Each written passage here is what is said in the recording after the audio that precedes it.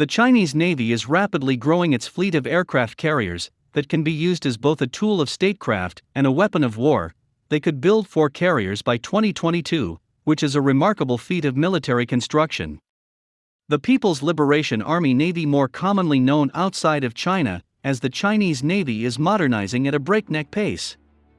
Chinese shipbuilders have built more than 100 warships in the past decade, a build rate outstripping the mighty U.S. Navy.